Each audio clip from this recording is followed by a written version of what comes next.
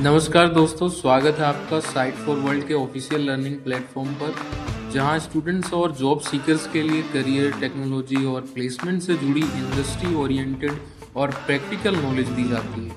अगर आप अपनी स्किल्स को नेक्स्ट लेवल तक ले जाना चाहते हैं तो आप बिल्कुल सही जगह पर आए हो। चलिए शुरू करते हैं आज का इम्पोर्टेंट सेशन। नमस्ते स्टूडेंट्स, आज का टॉपिक है द यूआई डिजाइन प्रोसेस। आप रेडी हो? फोकस मोड ऑन है ना? मोबाइल साइड में रख दिया, स्क्रीन पे ध्यान है? चलो शुरू करते हैं। आज हम समझेंगे कि एक सक्सेसफुल ऐप के पीछे का सीक्रेट आखिर है क्या। ये सिर्फ एक अच्छा आइडिया नहीं है, बल्कि एक सॉलिड, वेल डिफाइंड प्रोसेस है। कभी सोचा है कि इतने ब्रिलियंट ऐप आइडियाज आते हैं, लॉन्च भी होते हैं, पर फिर फेल क्यों हो जाते हैं? मतलब आइडिया तो कमाल का था, पर मार्केट में चला नहीं। ऐसा होता है और बहुत होता है। ये एक आम समस्या है और इसके पीछे का रीजन जानना सबसे इंपॉर्टेंट है। ये कोड बिल्कुल इस प्रॉब्लम की जड़ तक जाता है। इसका मतलब है कि एक खराब यूजर इंटरफेस एक ऐसे बंद दरवाजे की तरह है जिस पर हैंडल ही नहीं है। यूजर्स उस पर नॉक करने की कोशिश नहीं करेंगे, वो बस पीछे मुड़ेंगे और चले जाएंगे। ज्यादातर ऐप फेलियर्स का सबसे बड़ा कारण यही होता है, एक कंफ्यूजिंग और फ्रस्ट्रेटिंग यूआई। इस स्टेप का पर्पस समझ आया? तो फिर इस प्रॉब्लम का सॉल्यूशन क्या है? सॉल्यूशन है एक structured UI design process.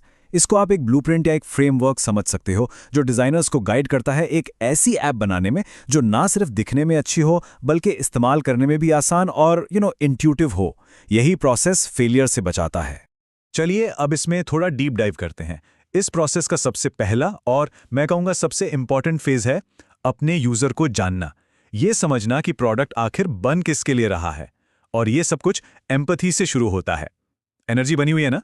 User को समझने के लिए पर्सोनास बनाए जाते हैं।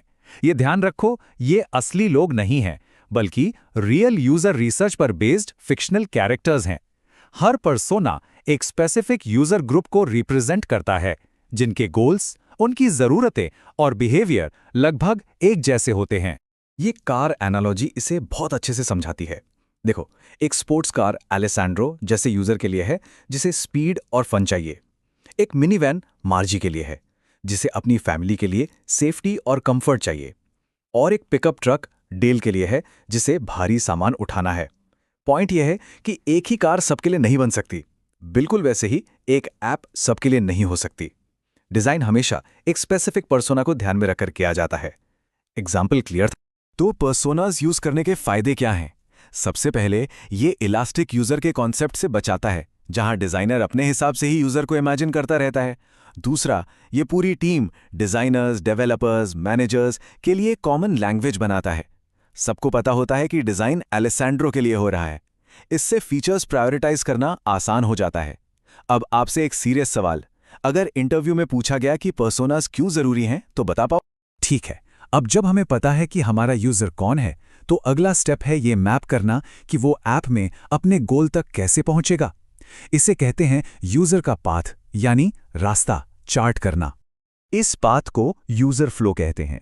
यूजर फ्लो बेसिकली एक डायग्राम है, एक मैप जो दिखाता है कि यूजर एक स्पेसिफिक टास्क, मान लो एक जूता खरीदना, पूरा करने के लिए ऐप में कौन कौन से स्टेप्स लेगा, कौन कौन सी स्क्रीन्स देखेगा और कहां कहां उसे डिसीजन लेना पड़ेगा।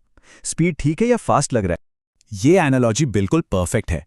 जैसे एक सिटी प्लानर नए शहर के लिए सड़कें मैप करता है, ठीक वैसे ही एक डिजाइनर यूजर फ्लो बनाकर ऐप के अंदर के रास्ते बनाता है। एक अच्छा यूजर फ्लो ये एंश्योर करता है कि यूजर भटके नहीं और आसानी से अपनी मंजिल तक पहुंच जाए। अब देखते हैं इसको प्रैक्टिकली कैसे करते हैं। थियरी काफी हो गई, चलिए एक सिंपल सा यूजर फ्लो बनाने का प्रोसेस देखते हैं। ध्यान से देखना, मैं स्टेप बाय स्टेप कर रहा हूं। यूजर फ्लो बनाने के लिए कुछ स्टैंडर्ड शेप्स यूज होती हैं। सर्कल या ओवल फ्लो के स्टार्ट और एंड पॉइंट्स को रिप्रेजेंट करता है। रेक्टेंगल किसी स्क्रीन या स्टेप को रिप्रेजेंट करता है, जैसे login screen.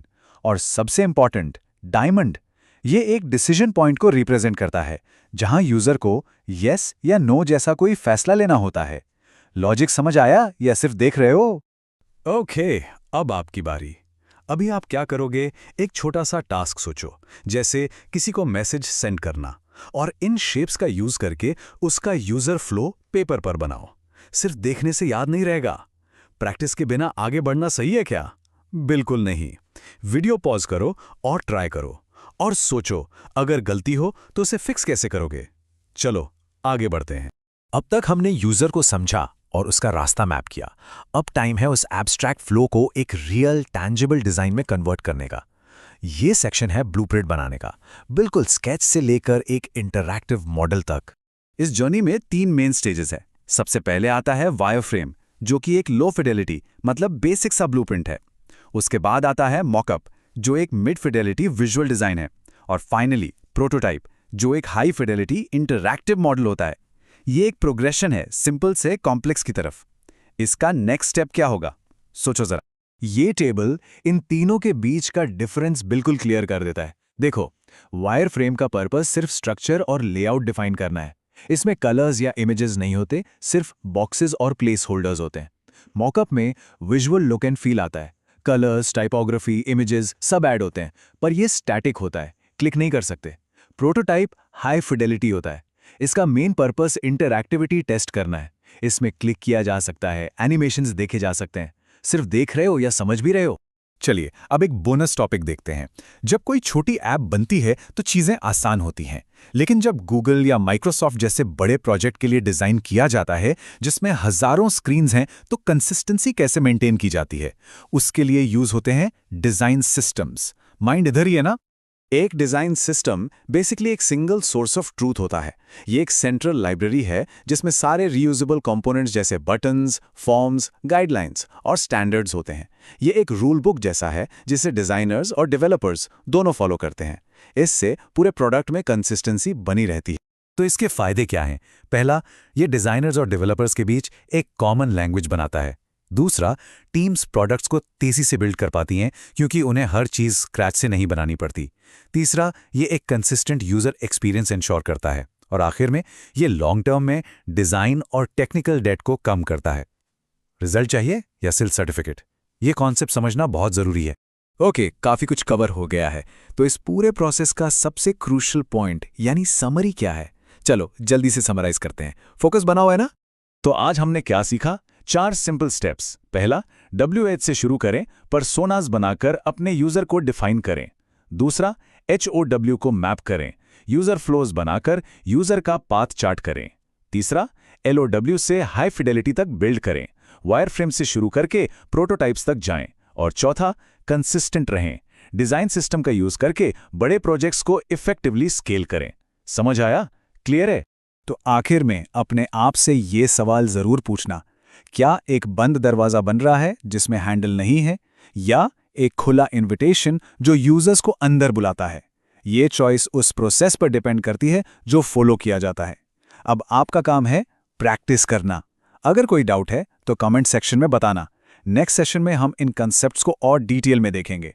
All the best, keep learning. तो हमारे चैनल को सब्सक्राइब कीजिए और वीडियो को अपने दोस्तों के साथ शेयर जरूर कीजिए। कमेंट सेक्शन में अपना डाउट या नेक्स्ट टॉपिक लिखना मत भूलिएगा।